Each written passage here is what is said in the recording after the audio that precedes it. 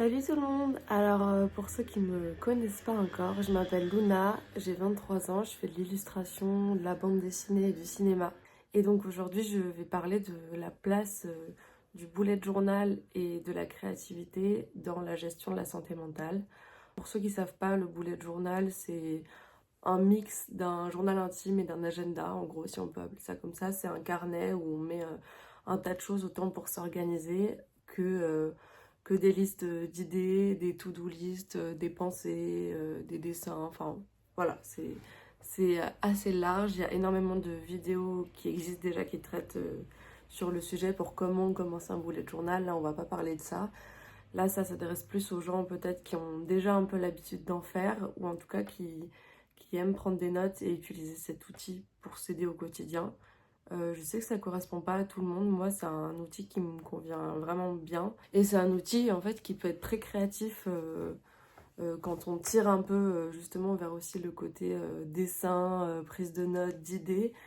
Ça peut vite ouvrir un panel, un tas de choses créatives. Et moi, je trouve qu'on manque vachement de solutions concrètes pour ce qui est du domaine de la santé mentale. Alors, cette vidéo, elle s'adresse autant aux gens un peu hypersensibles, anxieux, comme aux personnes qui ont été diagnostiquées, qui ont des troubles, qui sont neurodivergents ou juste qui ont besoin d'un peu d'aide pour gérer leur sensibilité. Et voilà, j'ai cherché et en fait, il y a un peu des infos qui existent par-ci par-là, il y a quelques chaînes qui en parlent, mais il n'y a pas vraiment de vidéos qui existent ou même d'articles ou quoi qui recensent un peu les différentes listes, exercices d'écriture, méthodes qu'on peut utiliser au quotidien ou de temps en temps pour aider les personnes à aller mieux. Donc j'ai décidé de faire ma petite tambouille, de mélanger un peu en prenant des infos par-ci par-là, en essayant de trouver aussi des méthodes moi-même. C'est pas obligé de parler à tout le monde. Et en tout cas, moi voilà, c'est des choses qui me parlent et je pense que ça pourrait en aider plus d'un. Alors, le premier point, c'est les trigger lists. Alors, le mot trigger, il est vachement utilisé pour l'instant. En gros, ça veut dire déclencheur. Donc, c'est ce qui va déclencher un traumatisme ou une émotion. Et donc, il y a la trigger list positive et négative. En gros, voilà, c'est des choses qui vont faire du bien et des choses qui vont vous faire provoquer une crise d'angoisse ou une sensation de mal-être, pour résumer. Comme exemple, dans les triggers positifs, moi j'ai mis les câlins, scroller sur Pinterest pour chercher l'inspiration, être entouré de personnes créatives, cuisiner, passer du temps avec des enfants ou avec des animaux, parce que ça m'apporte beaucoup de joie.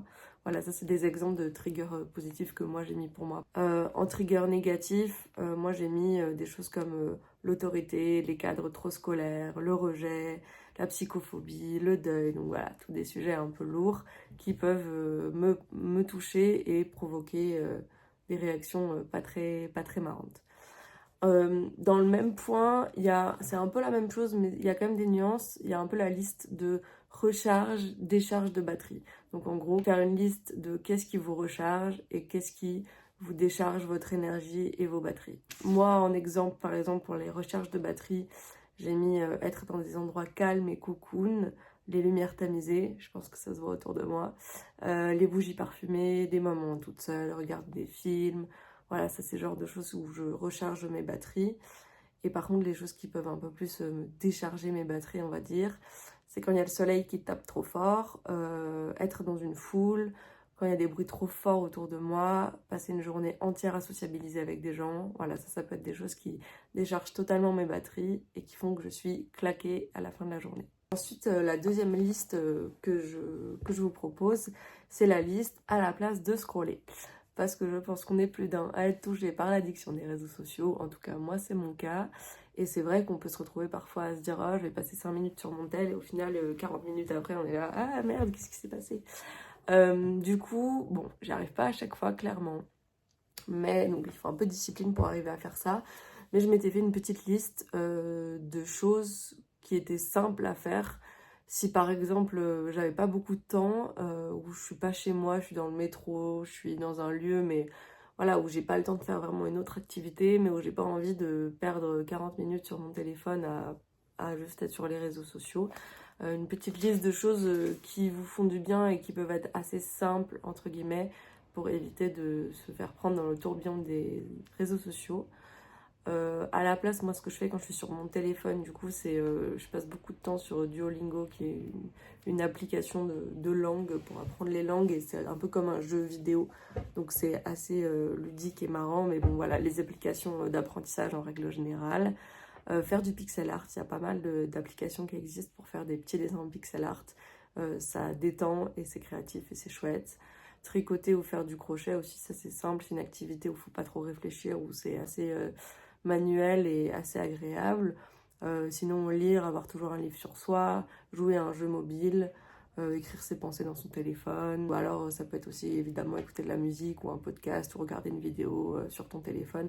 Ça, c'est le genre de choses, par exemple, quand tu es dans le train ou dans le métro ou quand tu dois attendre.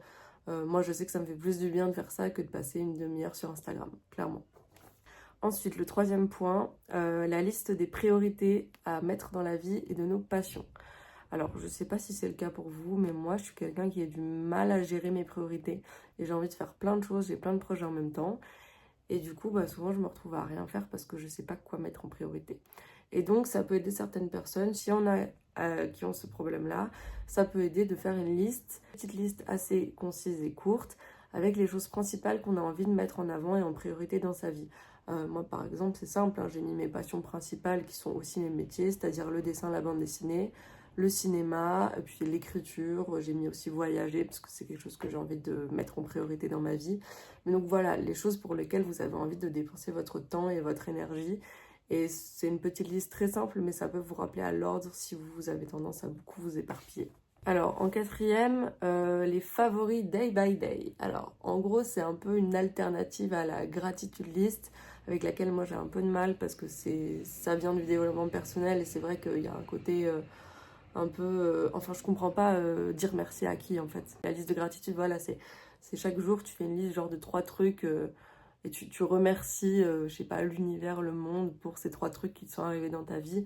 Moi, c'est un peu abstrait pour moi. Donc, j'ai adapté ce truc-là avec les moments et les petites choses qui ont été mes préférées dans la journée et qui m'ont apporté de la joie ou des trucs positifs. Mais ça peut être genre manger un gâteau sous la couette, vraiment, juste ça peut être des petites choses comme des choses plus importantes. 5, alors le tracker d'émotions. Ça, il y a pas mal de gens qui pratiquent le bullet journal qui le font. Je vais vous montrer des exemples sur le mien de comment je fais ça. Mais en gros, c'est j'ai une grille et chaque jour je mets 1, 2, 3 smileys. Moi je fais ça sous forme de petits smileys avec mes émotions de la journée. Et après, je fais un graphique, oui, oui, où je mets des points là où mes émotions correspondent. Et en gros, ça fait un graphique à la fin du mois avec la fluctuation des émotions. Et c'est vachement bien pour les personnes qui sont atteintes, par exemple, de troubles bipolaires, borderline, ou qui ont juste des fluctuations d'émotions importantes. Ça peut être vraiment bien pour se rendre compte à quel moment ça fluctue, plus ou moins. Moi, carrément, ce que je fais, c'est que je fais une page où je fais un graphique avec les émotions, un graphique avec mes heures de sommeil et la météo. Comme ça peut permettre de se rendre compte s'il y a des liens, par exemple, est-ce que s'il fait froid et que vous n'avez pas beaucoup dormi, vous êtes plus déprimé ou l'inverse. Ça permet de, voilà, un peu voir qu'est-ce qui va peut-être provoquer, par exemple dans le manque de sommeil ou le fait de trop dormir, ce genre de choses, une fatigue émotionnelle aussi. En tout cas, moi je sais que j'aime faire le graphique d'émotions parce que voilà, vraiment ça permet d'avoir une vision globale même sur l'année. Après, vous mettez tous vos graphiques l'un à côté de l'autre du mois et vous avez une vision globale sur l'année de quel mois vous alliez mieux, quel mois c'était plus compliqué. Même le fait de chaque jour, à la fin de la journée, me poser et me dire bon, je me suis sentie comment aujourd'hui, j'ai été traversée par quoi, ça permet de juste prendre du recul sur ce qu'on ressent. Donc c'est un peu la base du journaling pour la santé mentale, on va dire, mais moi je trouve que c'est vraiment efficace. Ensuite, le tracker d'habitude, ça, c'est même pas forcément pour la santé mentale. Tous les gens qui font du bullet journal l'utilisent un peu. C'est pas obligatoire parce que pareil, ça peut un peu stresser des gens de devoir cocher chaque jour ce qu'ils ont fait, ce qu'ils n'ont pas fait. Il y a un côté un peu carré qui convient pas à tout le monde. Moi, j'aime bien le faire parce que je trouve ça assez satisfaisant, pareil, à la fin de la journée, me dire ah ça j'ai fait, ça j'ai fait. Voilà, et puis pareil, ça peut permettre pour les gens qui ont des troubles ou juste qui ont une santé mentale fragile de voir, par exemple, moi j'ai une case pleurer, bah voilà, quel jour j'ai pleuré, combien de jours je pleure sur un mois, est-ce que si tu prends un traitement, est-ce que tu as bien pris ton traitement tous les jours, à quelle fréquence tu vois des gens, des amis, à quelle fréquence, je sais pas, tu cuisines, tu fais le ménage, tu lis. Alors, la doudou food list. En gros, ça c'est une petite liste qui peut être chouette à faire quand vous avez le moral dans les chaussettes, quand vous êtes un peu déprimé, quand vous n'avez pas d'idée de quoi manger. En gros, c'est la liste des aliments qui vous font du bien, ce qu'on appelle les aliments doudous un peu, donc les aliments réconfortants ou les aliments que vous aimez manger. Quand je dis aliments, ça peut être aussi des recettes, hein, des plats. Et carrément, si vous êtes motivé, vous pouvez faire un petit carnet ou des pages dans votre bullet journal de recettes et même avec des petits dessins de ce que vous aimez manger. Comme ça peut même permettre, quand vous n'avez pas la force de réfléchir, qu'est-ce que je vais manger aujourd'hui, vous allez voir dans votre liste, vous choisissez un plat, vous savez que c'est un plat qui est simple à faire, que vous allez aimer, qui va vous faire du bien et vous prenez pas la tête. Moi, par exemple, dans la liste, je sais que j'ai mis genre des nouilles sautées, tomates mozza, du bouillon de légumes, du chocolat, ce genre de choses. Alors ensuite, il y a la numéro 8. Là, c'est aussi doudou, mais film, série, doudou. En gros, bah, pareil, même principe, vous faites la liste des films, des séries et des vidéos YouTube qui vous font du bien, qui vous réconfortent, devant lesquels vous savez que vous allez passer un bon moment. Et il y a une nuance parce que moi, par exemple, mes films séries doudou, c'est pas mes films préférés pour autant. C'est-à-dire que mes films préférés, c'est des films qui m'ont peut-être transcendé, touché, mais qui sont pas des films forcément faciles. Alors que là, la doudou list, c'est vraiment les choses qui vous réconfortent, c'est votre safe place visuel. Donc moi, par exemple, j'ai mis Gilmore Girl, voilà, c'est une petite série un peu cosy. Il y a plusieurs chaînes YouTube justement sur la santé mentale comme The Peculiar Club ou Mes Anges qui sont des chaînes YouTube qui m'apaisent beaucoup et que j'aime écouter. Et ça peut même être genre de la ASMR si vous en écoutez ou ce genre de choses. Voilà. Et pareil, quand vous n'êtes pas bien, vous allez dans votre liste et vous choisissez quelque chose à regarder dedans. Ensuite, le numéro 9, alors c'est pas vraiment du bullet journal. Enfin, je pense qu'il faut commencer par faire une liste si on veut en faisant ça. Mais c'est quelque chose qui s'applique plus matériellement. C'est faire une caisse ou une boîte ou un endroit où vous réunissez des objets qui vous font du bien. Et ça peut être un peu genre la boîte en cas de crise. Genre si vous faites une crise d'angoisse, si vraiment ça va pas du tout, si vous êtes vraiment dans le mal, vous ouvrez cette boîte et vous l'ouvrez que à ce moment-là. Comme ça reste genre exceptionnel et vous y avez pas accès tout le temps, quoi. Et donc dans cette boîte, je sais pas, vous pouvez mettre par exemple des BD, des mangas, des friandises, si vous aimez manger, lire. Alors moi je sais que j'adore les articles de papeterie, genre des petits masking tape, des petites choses comme ça. Vous pouvez vous faire des petits cadeaux que vous ouvrez que à ce moment-là. Des peluches, enfin je sais pas ce qui vous stimule, ce qui vous fait plaisir. Ça peut être un jeu vidéo, ça peut être j'en sais rien. Des choses qui vont vous détendre et qui vont vous redonner un peu d'excitation et d'envie. Le numéro 10 c'est plus une méthode de comment utiliser les to-do list. Parce que c'est facile de faire des to-do list et d'être débordé par ça et d'être super stressé parce qu'on voit la liste de toutes les choses qu'on est censé faire et on est en mode oh my god, j'y arriverai jamais. C'est décortiquer les to-do list. En gros, je vais vous donner par exemple, je sais pas, l'exemple du code de la route. Si vous voulez passer votre code de la route, si vous mettez juste, je sais pas, ce mois-ci, objectif passer le code de la route. C'est super abstrait et surtout ça fait peur parce que en fait il y a plein de petites étapes dans le fait de passer le code de la route.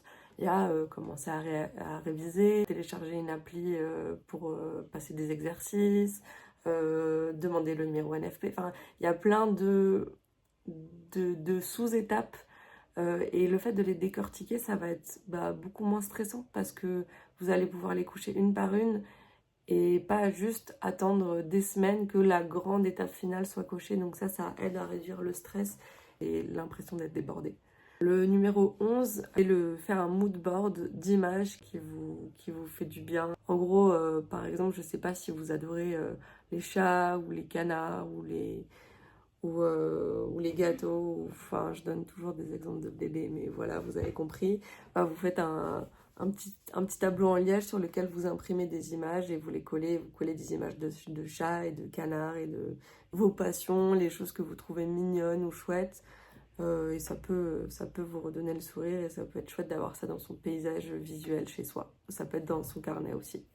Numéro 12, là on arrive plutôt au tips un peu de dessin, le fait de un peu doodler ses émotions par le dessin. Alors je m'explique, tout le monde ne sait pas dessiner, même si c'est à la portée de tout le monde parce que ça s'apprend, c'est de l'entraînement, mais je veux dire, voilà, tout le monde n'a pas envie de faire une carrière de dessinateur, mais le dessin peut être un super outil, un peu comme de la méditation pour se détendre, pour se vider la tête, pour exprimer ses émotions. Il y a les coloriages pour les gens qui préfèrent avoir des dessins déjà faits. Et sinon, juste avoir un petit carnet de dessins, de croquis dans lequel, genre, je sais pas, moi, ça m'arrivait à des situations où j'étais énervée par un truc et je pouvais pas le dire, fallait que je ferme ma gueule parce que, bah, on peut pas toujours dire ce qu'on pense. Le fait de me dessiner en train de péter des trucs dans mon carnet et de crier et tout, bah du coup après j'étais un peu soulagée, j'avais un peu moins envie de le faire en vrai parce que j'avais l'impression que ça existait quelque part et que je l'avais un petit peu exprimé. Et on s'en fout si c'est moche ou si c'est gribouillis vite fait, juste le fait de le dessiner visuellement, moi c'est un truc que je trouve assez chouette aussi. Le numéro 13, c'est encore une liste doudou, des vêtements cette fois-ci. Pareil, si vous paniquez au moment de devoir vous habiller, que vous êtes en retard, qu'il faut aller vite, que vous êtes pressé, que vous ne savez pas quoi mettre, le fait d'avoir une petite liste limite que vous collez à l'intérieur de la porte de votre placard ou dans un carnet, ou si vous êtes déter, carrément faire des photos pour avoir les images de vos vêtements, mais bon, ça, voilà. Ça peut vous permettre de moins vous prendre la tête, genre d'avoir une liste de, je sais pas, quelques hauts et quelques bas et quelques pulls, où vous êtes sûr que vous allez vous sentir bien dedans, que vous allez vous sentir beau ou belle, que vous allez vous sentir confortable. Bah, ça permet de, quand on panique, on se dit ah ok bon je prends ça, ça, ça dans la liste et c'est bon, je sais que je serai bien. Alors la 14 c'est plus un exercice de psychologie. En gros c'est inspiré, enfin c'est un exercice de psychologie qu'on utilise dans la psychologie TCC, donc thérapie cognitive comportementale. En gros là c'est vraiment plus si vous voulez travailler sur vos émotions et c'est une méthode un peu qui permet d'observer vos schémas et les schémas répétitifs que vous pouvez avoir dans la vie. En gros, moi je fais ça dans mon téléphone, c'est quand vous ressentez une émotion, bah, souvent on fait ça avec les émotions négatives. Donc par exemple, vous faites une crise d'angoisse, vous n'êtes pas bien, c'est pas n'importe. Vous notez ce qui s'est passé, pourquoi vous n'êtes pas bien. C'est la première étape, donc là c'est l'étape de la situation. Ensuite, l'étape de la réponse, c'est qu'est-ce qui se passe en vous? Comment vous vous sentez? Qu'est-ce qui se passe dans votre corps? Qu'est-ce qui se passe dans votre tête? Est-ce que vous avez des images? Est-ce que vous avez des sensations physiques? Comment votre corps et votre cerveau réagissent à cette situation. Et la troisième étape, c'est la conséquence. Donc, qu'est-ce qui s'est passé à la suite de cette situation? Comment est-ce que vous êtes sorti de ce moment? Est-ce que ça a eu un impact sur le reste de votre journée? Faire ça assez régulièrement quand on a des crises d'angoisse ou ce genre de choses, ça peut aider à repérer un peu s'il y a voilà, des schémas qui reviennent et peut-être des choses qu'on peut essayer de travailler plus précisément et d'observer un peu ces comportements. Ensuite, le numéro 15, c'est dessiner une carte de safe place. Alors, je vais vous mettre des images juste là, un peu d'exemples, parce que c'est des choses que j'ai vues sur Pinterest. Mais en gros, là, justement, c'est un côté un peu créatif. C'est le fait de dessiner une carte mentale. Donc, l'intérieur de votre tête, comme une vraie carte, comme une carte d'aventure, d'aventurier avec des montagnes, des lacs et tout. Et noter chaque endroit qui correspond à quoi, genre la montagne de l'angoisse ou le lac de la détente, j'en sais rien, mais bref. Et ça peut être aussi genre une carte mentale positive en mode c'est quoi votre pays imaginaire parfait avec vous notez tous les éléments qu'il y a dans votre carte. Bon, voilà, ça c'est aussi un élément visuel qui peut être chouette. Et pour venir appuyer ça, le numéro 16, ça c'est si vous aimez dessiner, hein, mais dessiner la maison ou l'endroit de tes rêves. Tout simplement, juste, je sais pas, dessiner la maison qui te ferait kiffer si t'avais pas de limite d'argent et d'endroit. Genre, est-ce qu'il y aurait 5 étages avec des toboggans, avec des chats partout. Et le dernier point, le point 17, c'est faire une liste de qu'est-ce que tu ferais si t'étais un enfant. Genre là, maintenant, genre t'as une soirée toute seule devant toi. Tu fais quoi là si t'as genre 8 ans? Genre l'enfant en toi, il veut faire quoi? Je sais pas, par exemple, tu décides d'aller acheter des pop-corn au caramel et de les manger devant un dessin animé. Ou est-ce que t'as envie d'aller au McDo et de manger un Happy Meal? Ou je sais pas, faire des origamis, faire un gâteau au chocolat avec des copains. Genre, juste, mets-toi une journée pendant le week-end ou quoi où t'as pas grand-chose à faire. Ou genre, juste laisse-toi le droit de faire des trucs que tu ferais si t'étais un gosse. Bon, sans foutre le feu à ta maison, évidemment. Mais juste se faire plaisir et pas s'obliger à faire l'adulte mature, ça peut faire du bien aussi de temps en temps. Voilà, j'ai fini mes 17 points. Alors j'aimerais quand même dire évidemment que si ça va pas, c'est toujours bien d'aller voir un psy, hein. Regarder des vidéos YouTube ne règle pas tout. Mais voilà, en tout cas j'espère que certains de ces outils vous auront parlé. Je me suis pas mal inspirée, j'en parlais plutôt de la chaîne YouTube de Mésange, qui est une personne qui parle de santé mentale et qui donne plein d'astuces, de conseils hyper pertinents et concrets. Donc je vous invite à aller voir ce qu'elle fait, c'est vraiment super intéressant. Donc je vous mets le lien en description de la chaîne si ça vous intéresse d'aller voir. Et voilà, n'hésitez pas à me dire s'il y a d'autres sujets autour de la santé mentale et de la créativité que vous voudriez que je fasse. Et voilà, des bisous.